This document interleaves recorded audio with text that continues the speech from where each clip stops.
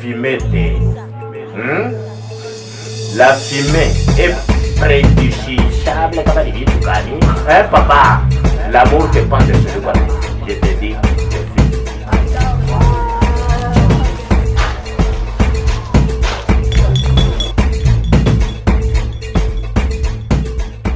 Un instrumental chez toi, que tu l'expliques par exemple avant même de le faire écouter l'instrumental, tu l'expliques ta démarche artistique par rapport à la création de cet instrumental. Moi je pense que c'est impossible ici à l'imaginer.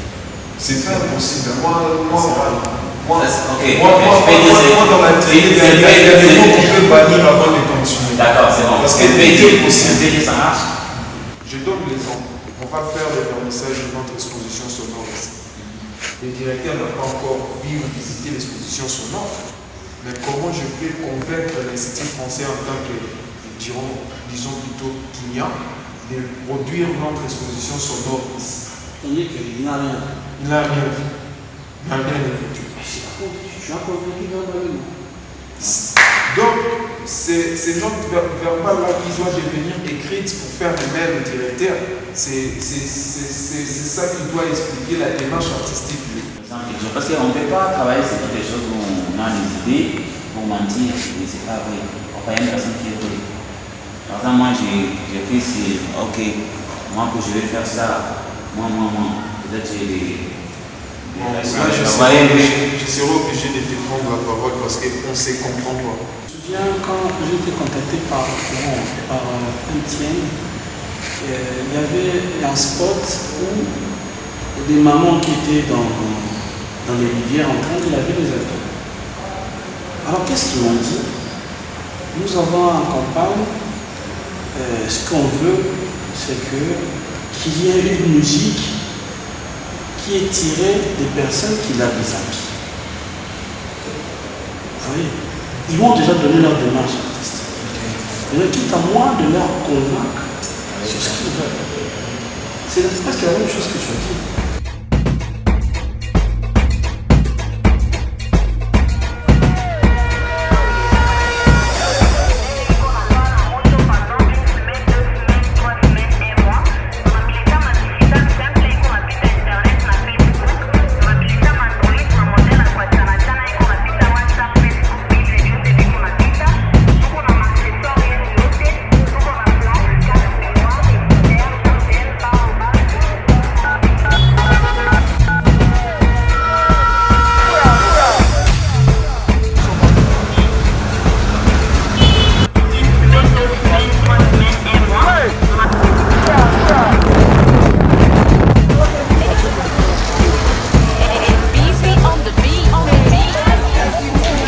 Chanter des chercher. Parce que quand on parle de tout ça là, bon, à qui il y a des motos, il y a des véhicules, il y a des klaxons. La particularité avec les clients, peut-être j'ai écouté, yo, ça, tu vois. Mais ici, j'ai besoin de chercher aussi un truc qui correspond avec les cas Tanga.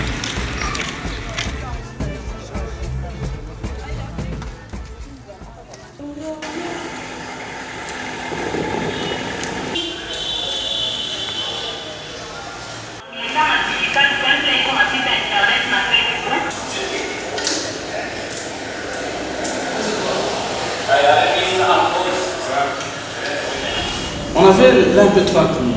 Le plus important, c'était d'attendre le moment où tu sens que ça, c'est enregistrable. Parce que tu ne peux pas enregistrer tout ce que tu entendais et qui passait par-dessus la tête. Mais tu es censé enregistrer les choses précises. Tu sais que là, ça peut me rajouter quelque chose dans ma musique. J'enregistre ça. Parce que là, on a fait l'enregistrement. Maintenant, ça sera difficile. Parce que si c'est possible, je prenais ces fichiers, je le donne à chacun. Que chacun me fasse, ou que chacun me dégage ce qu'il veut comme ça. Ça prend beaucoup de temps parce qu'il y a plus de 10 fichiers. Plus de 10 fichiers. Vous imaginez, là, 10 fichiers. Il faut écouter, auditionner chaque fichier, être attentif, trouver les endroits pertinents pour permettre à ce que aux joueurs, les personnes que l'on a simplement.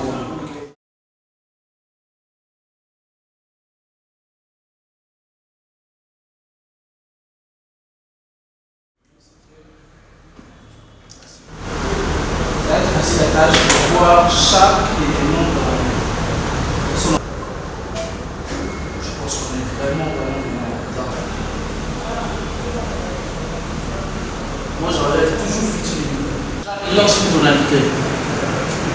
Lance deux tonalités. Qu'est-ce que je fais? J'enlève ça.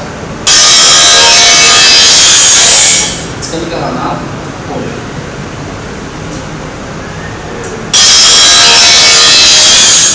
Comme je veux régler également la femme.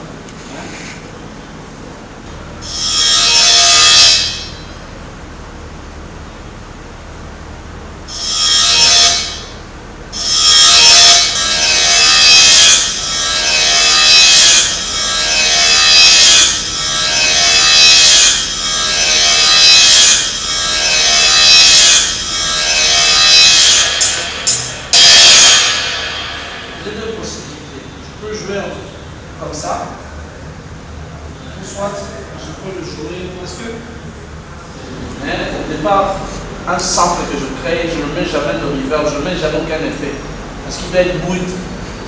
Après, c'est toi qui dépendras qu'est-ce que tu vas rajouter après. Parce que si je le mets déjà avec effet, tu limites le sample.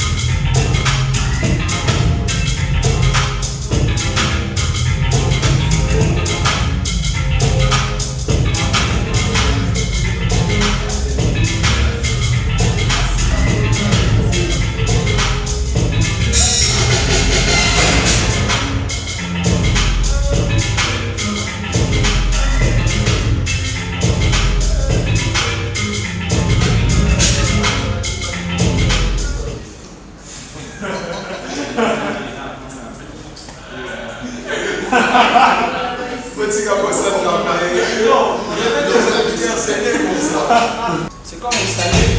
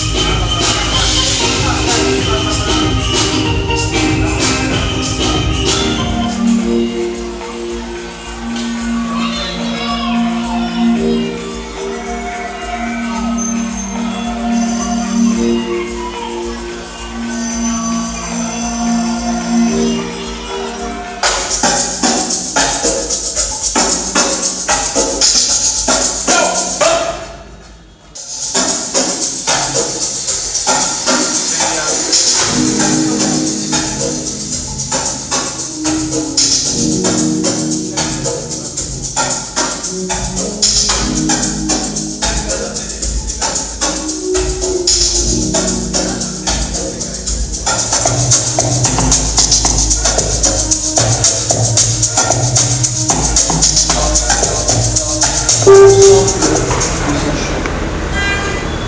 Ça montre déjà que vous avez toujours cette possibilité, vous avez toujours, comment dirais-je,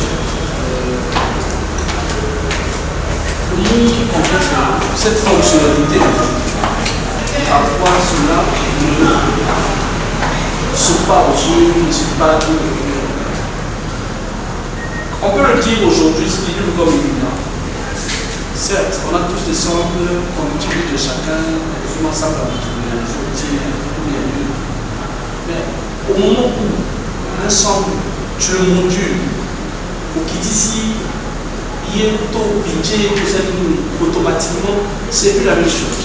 À part avoir des samples que vous téléchargez, donc c'est le même système de travail que je aussi fais pour avoir ce que vous avez aujourd'hui. Il n'y a pas une très grande différence, c'est juste qu'on doit toujours se mettre dans la tête, on peut aussi le faire. Parce que la majorité des vainqueurs en Afrique, voient qu'en Europe, les gars ont des matos sophistiqués qui font ce qu'ils sont en train de faire. Tandis que c'est toujours d'utiliser la tête. Donc tu peux. Je vais vous demander si vous pensez qu'il y a un élément identitaire qui crée l'originalité.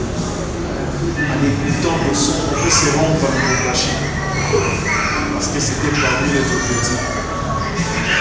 Selon est-ce que le bruit que vous avez pu capturer, ça vous a donné la possibilité de créer l'originalité de ce que vous faites. Est-ce que quand une personne écoute, se dira que bah, ça, ce son-là, ça vient de Lubumbashi. Mais quand on entend déjà Katouba, on entend déjà ça, automatiquement, vous choisissez déjà sur le dit, ça c'est ma musique, ça c'est notre musique. Par exemple, le style que Silas a fait. On se dira que c'est un style européen, on dira que c'est un style. C'est une banda. Mais ce sont les samples qui nous a ramené. Les savanas. Et même ma voix, tu vois, ça fait ma voix. Donc, les doigts de terre. Vous connaissez la maison? Vous connaissez la maison? Ils connaissent les studios.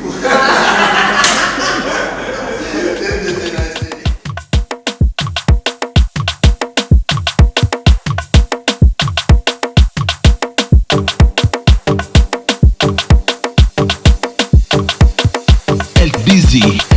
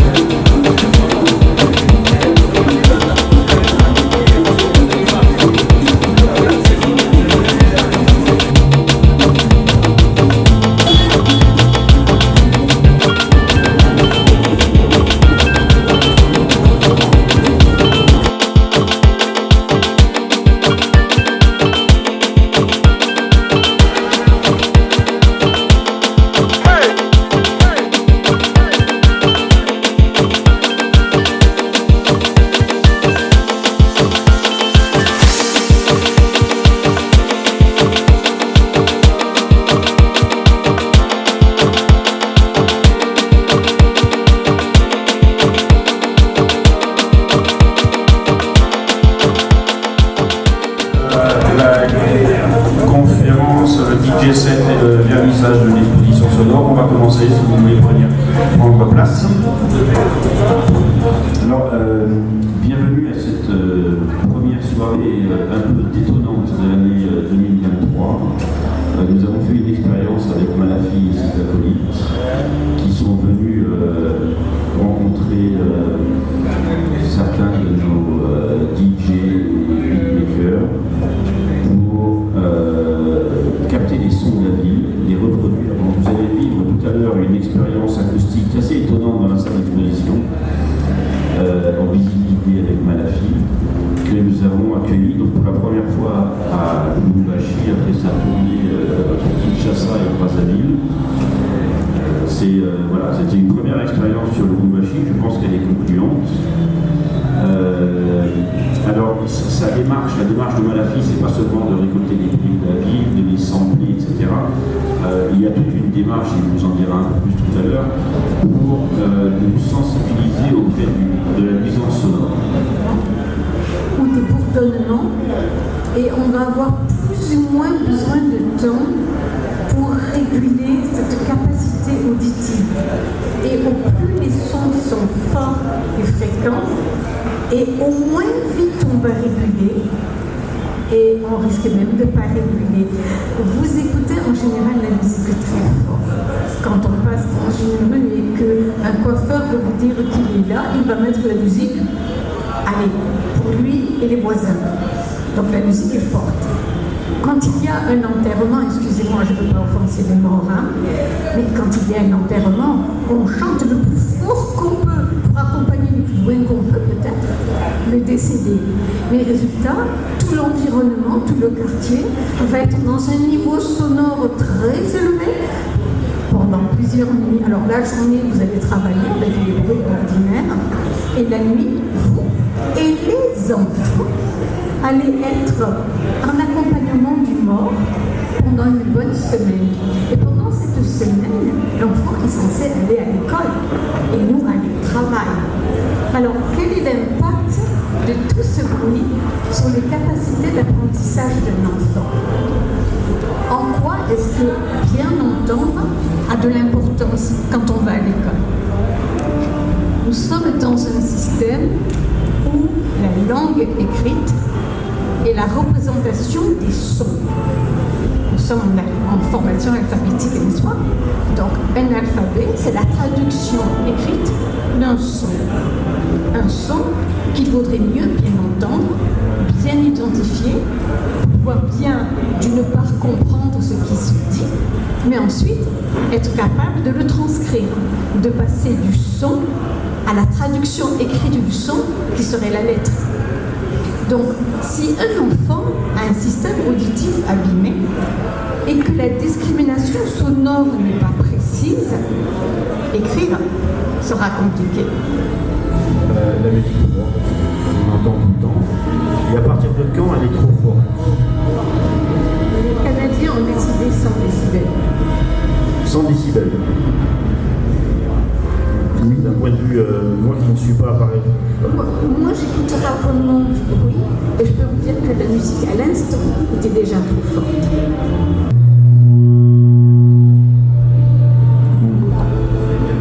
J'aimerais bien tout simplement répondre à la question que le directeur a posée tout à l'heure à Madame Diallo par rapport au degré de surdité.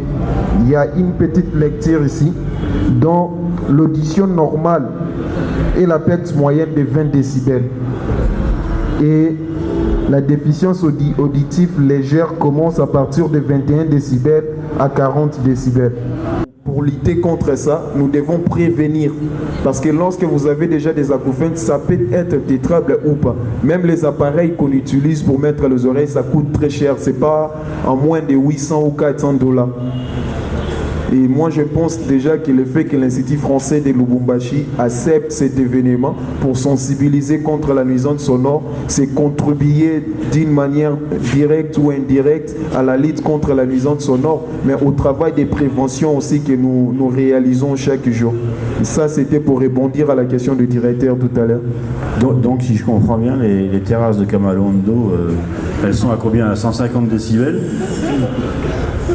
Dans d'autres villes développées, ils ont même un système de météo des bruits dans chaque recoin. Où, par exemple, nous, dans la République démocratique du Congo, les législateurs nous ont facilité. On a un dispositif juridique qui lutte contre la nuisance sonore. Bonjour à tous, merci pour la parole. Moi, ma question est de savoir, est-ce que quand on est exposé, il y a un dispositif, il y a des moyens, je ne sais pas, quelle méthode faut appliquer pour être à la vie? Madame Noëlla, il y a des solutions alternatives, mais qui vont te coûter très cher. La meilleure solution en ce moment, c'est de faire appliquer la loi. N'hésitez pas d'aller voir le procureur, porter plainte, ou soit aller parler encore avec le gestionnaire de cet espace-là pour revoir un peu leur manière. Mais après, il y a aussi des techniques où vous pouvez retravailler l'acoustique de votre maison. Mais ça, c'est vous pénaliser encore plus fort de moyens financiers pour éviter les bruits qui ne sont pas causés pour votre avantage. Les boucliers, c'est moins cher. Faire appliquer la loi, bon courage. Bonjour, moi c'est David Douglas Massamona, je suis cinéaste, sound designer et je donne des cours aussi d'audio numérique et de vidéo numérique dans une école ici de la place. Alors, j'ai bien aimé votre intervention, c'est juste que je me suis mis à réfléchir sur des choses qui m'intriguent un peu. C'est vrai, quand on parle des nuisances sonores, on a tendance à voir toujours vers les aigus, mais il y a aussi beaucoup de sons graves qui sont assez dérangeants. Moi, je prends l'exemple d'un voisin. On a des problèmes d'électricité et quand il n'y a pas de courant, eh ben, il allume son générateur et pendant 1 heure, vous avez un bourdonnement là qui dure. Mais quand ça s'arrête, vous sentez même physiquement un soulagement. Donc, je ne sais pas s'il faut casser ce groupe ou jeter une grenade là-bas. Bon, parmi les solutions. Mais je voulais attirer surtout cette attention sur voilà, ces genres le problème de l'écosystème sonore dans lequel on vit, dans lesquels peut-être qu'on peut agir, peut-être qu'on peut ne pas agir. Ça, c'était la première réflexion. Deuxième, je ne sais pas si vous avez aussi des exemples des cas d'hypersensibilité sonore. Moi, j'ai un enfant proche de chez moi qui est extrêmement sensible à ce qui est son. C'est-à-dire, bon, il déteste généralement la foudre, donc hypersensible. Donc, cette hypersensibilité, ces sons insidieux et voilà, cet écosystème, comment on fait, votre avis en fait. Est-ce que hypersensibilité, c'est pas seulement une sensibilité complète? D'accord? Alors, déjà, il faut savoir que quand on est dans une culture très bruyante, effectivement, on s'habitue parce qu'on perd de la sensibilité. C'est ça, l'accoutumance. Donc, des gens qui sont dans un milieu calme n'ont pas cette accoutumance et ont gardé une sensibilité complète. On est avec une capacité auditive qui est excellente et normalement, pendant des années, on va la garder en bon état. Donc, si vous êtes habitué et que le bruit du bar et je ne sais quoi et des morts qu'on enterre ne vous dérange pas, c'est bien. Ça ne veut pas dire que c'est votre petit garçon qui est hypersensible. Ça veut dire que lui, peut-être, il a encore toute sa sensibilité et vous pas. Et pour répondre aussi à la question, moi je pense que ce n'est pas seulement un problème lié aux êtres humains. Par exemple, récemment, on était au quartier Golf où je disais à mes amis qui m'ont accompagné, je vis des petites chenilles qui marchaient un peu à même le sol comme ça. Je me suis dit, ça n'existe plus à Kinshasa. Et évidemment, il y a une étude qui prouve que le bruit que nous avons à Kinshasa a un effet direct sur les autres formes de vie telles que la flore et la faune. Il y a des arbres qui ne grandissent plus à Kinshasa tels que des orangers. Tout ça, c'est à cause de bruit. Je m'appelle Bibiche. Je suis écrivaine, mais j'ai chanté toute ma vie dans une chorale. Et dans la chorale, on fait des exercices de vocalise à chaque répétition. Qu'est-ce que vous conseillez à un parent qui veut emmener son enfant de 4 ans à la chorale? Le 4 ans, c'est tôt. attendez au moins que l'enfant ait 7 ans, que la maturité cérébrale soit développée. Il y a une nuance entre le son et les bruits. Tout bruit est un son, mais tout son n'est pas un bruit. En fait, je viens d'apprendre beaucoup de choses ici. Et ma question est de savoir, depuis votre lutte, qu'est-ce que ça a apporté positivement dans l'environnement? Parce que moi, je viens d'apprendre qu'il y a aussi une loi que vous avez citée. Moi, je ne savais pas. Je me rappelle, quand on habitait un quartier avec mon oncle, il y avait une église à côté de nous. Cette église-là avait ici son toutes les églises. Et mon oncle était vraiment fâché. Il est parti aussi chercher des baffes plus fortes que l'église. Et du coup, quand ça chantait, il chantait aussi. Et nous, on se disait, bon, on a cassé les sons d'église. Mais on ne s'est rendu pas compte que ça avait aussi l'impact négatif. Et alors, je me dis, est-ce que votre travail, écoute, vous avez commencé, ça a apporté un plus? Vous avez remarqué qu'il y a. C'est pas moi cette loi qui est appliquée, ou bien il y a des gens qui sont sensibilisés par votre travail? J'aime bien cette question dans toutes les villes que nous traversons ces derniers temps. On nous demande sur les résultats qu'on a déjà. Quels sont les résultats par rapport à notre démarche artistique? Tu viens de le dire tout à l'heure, tu étais peut-être sous-informé par rapport à la loi portant sur la nuisance sonore, et là tu es informé. Et moi je pense que pour notre travail, ça c'est un résultat palpable comme ça, et un résultat très direct. Et là je vous ai amené un recueil des tests sonores. C'est 9 auteurs francophones qui ont écrit sur la littéralité de bruit. Ce sont des tests de sensibilisation. Il y a vraiment un degré artistique qui peut te faire voyager. Mais pour nous, ce sont des supports que nous utilisons pour sensibiliser. Et je pense que les messages passent. Vous êtes habitué de venir dans des galeries, dans des musées, pour regarder des expositions physiques, regarder des tableaux. Mais là, on nous propose une exposition sonore avec des paysages sonores de Kinshasa, de Lubumbashi et de Brazzaville. On est très bien accueillis dans la ville de Katangais et de Katangais. Tout le monde est accueillant, je vous assure, Madame Diallo, vous pouvez revenir. Surtout Madame Noëlla et les directeurs ont dit tous les techniciens. Prosper David, je vous dis un grand merci. Nous, on sent vraiment qu'on est chez nous ici. Et on va revenir à tout moment. Quand vous nous invitez, même si vous ne nous invitez pas, nous allons trouver un moyen de revenir.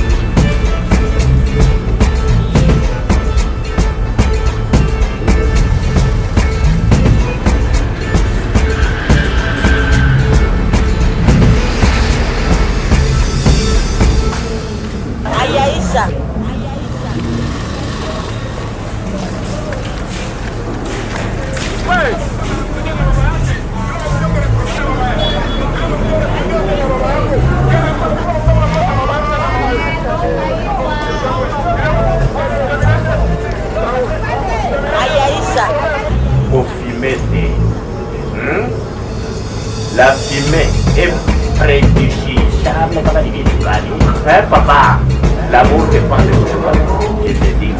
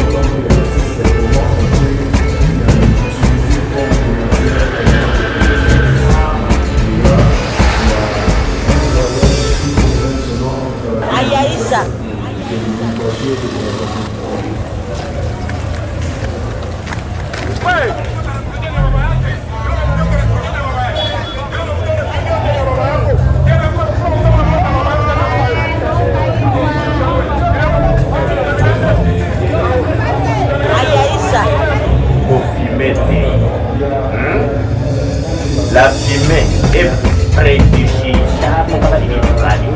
Papa, l'amour c'est pas de